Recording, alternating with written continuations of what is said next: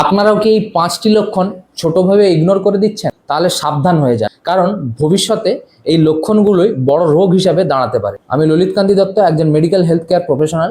আমি এই চ্যানেলে নিয়মিত স্বাস্থ্য তথ্য এবং অ্যাওয়ারনেসের ভিডিও দিয়ে রাখি।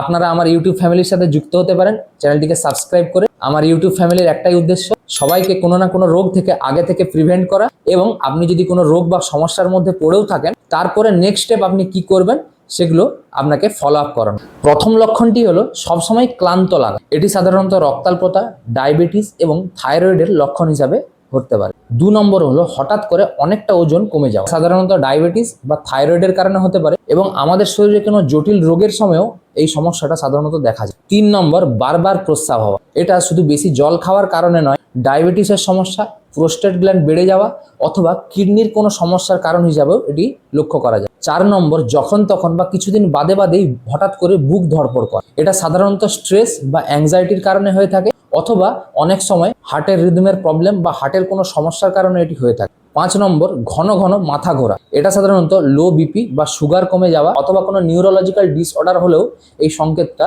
দেখা যায়। এই প্রবলেমগুলি যদি আপনাদের বারবার এবং প্রতিনিয়ত হয়, তাহলে অবশ্যই ডাক্তারবাবুদের সাথে কনসাল্ট করুন। এই ভিডিওটি অবশ্যই সেভ করে রাখতে পারেন, এবং ভিডিওটি যদি ভালো লাগে একটি লাইক করে ভিডিওটি শেয়ার করে দেবেন।